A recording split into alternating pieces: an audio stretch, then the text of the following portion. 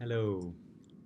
Today I would like to share some thoughts and start a conversation with you about how project portfolio management can help you achieve your strategy. My name is Nicholas de Double.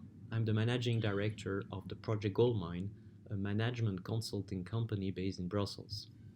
Over the last 12 years, we've been helping more than 20 customers from different industries with their strategy implementation to help them define priorities and scope, organize teams, and facilitate change.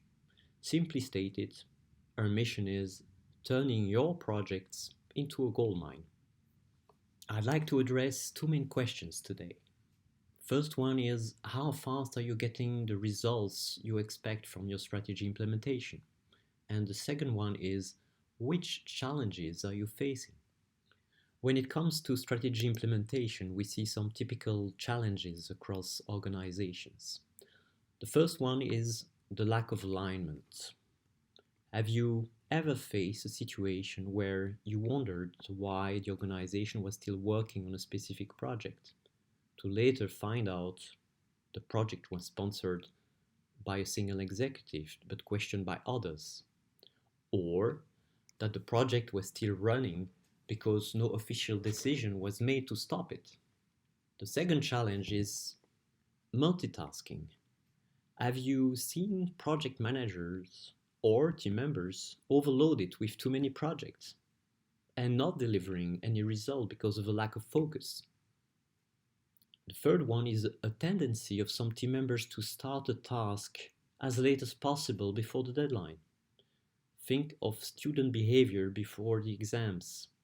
Some people start well ahead and plan their efforts, while some others do not plan and deliver a last-minute sprint before the deadline, possibly resulting in missing this deadline.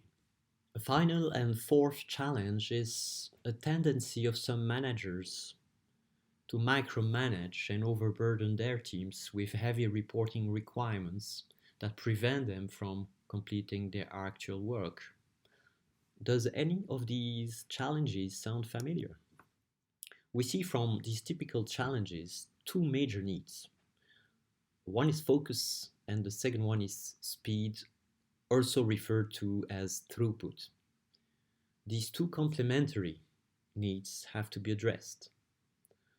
The first one is about doing the right projects, and this is typically addressed by portfolio management, ensuring the resource and the budget constraints are taken into account when you plan projects, and making sure initiatives are aligned with strategic goals. The second one is doing the projects right. This is addressed by project management. This is about asking the right questions at the right time and doing things in the right sequence. This can be facilitated by using, for example, project management templates like a project charter, a schedule, or a status report. From our experience, we see a lot of companies who made progress in project management over the last years, but we see a few only who have made progress in portfolio management. Let's now look at some benchmark from the Project Management Institute focusing on portfolio management to see the potential benefits of best practices. We see on the graph the average success rate of companies with respect to three major success criteria. On the left hand side, being on time, in the center, staying within budget, and on the right hand side, meeting the business goals.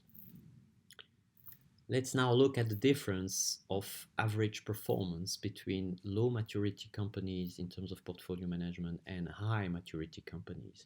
We see that there is a significant difference on the three criteria. Low maturity companies manage to be on time 41% of the time, while high maturity companies manage to get 71% of their projects on time. Same similar things happen with staying in budgets, and a narrower gap is experienced for meeting the business goals. So moving from 60% to 80%.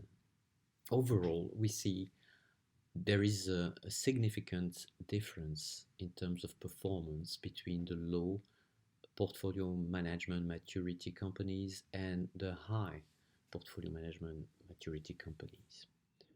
Let's come back to the focus aspect. Here are some questions that may help make the right decisions. If we look at the project lifecycle, we start with an idea of a project. So the first question is, what kind of project is it? And then who manages it? It's not only the project manager, it's so by department, who is the owner, let's say, of the project. Then we move on to, should we do this project? And then it's kind of an evaluation of the project itself in absolute terms. And there we look at strategic alignment. So does this fit with the company strategy? What about the return on investment and payback? And what are the risks involved? Are they too high or not? The next question is, should we do it now? This is about prioritizing work. So we may have a large backlog of approved projects, basically, that we want to do at some point in time, but we don't know if we want to do them all together to avoid multitasking.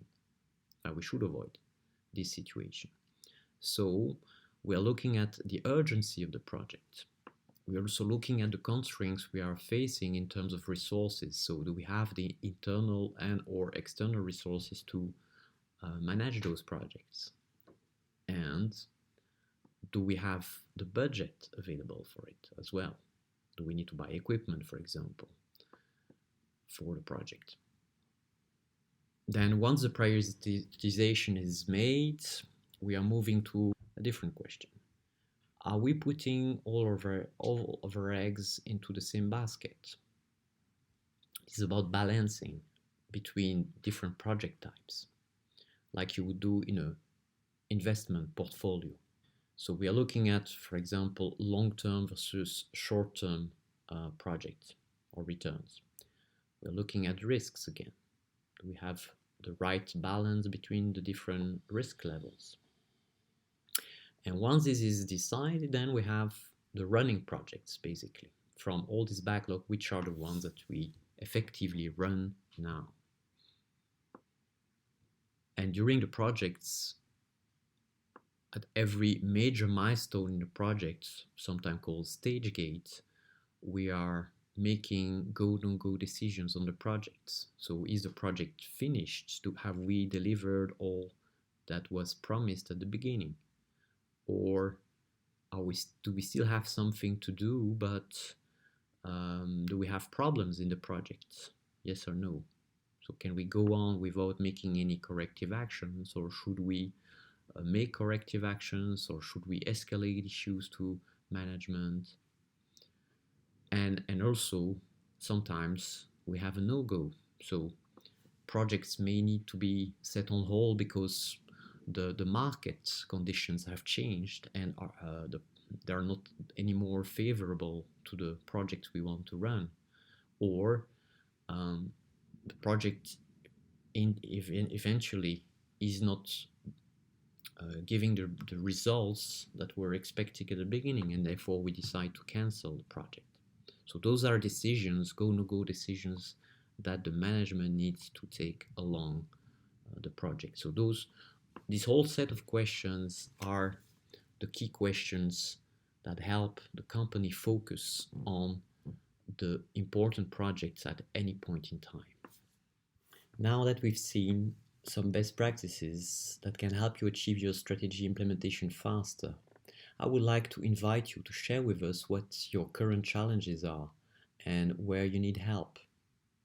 In order to do this, I have prepared a very short survey about 8 questions. It shouldn't take more than 2-3 minutes of your time. Would you do me a favor and fill it in, please? You can find the link either in the slide in this video or in the description on YouTube. As a thank you for your contribution, you will receive more tips on best practices. Thank you in advance for your input, and I'm looking forward to starting a conversation with you. Bye for now.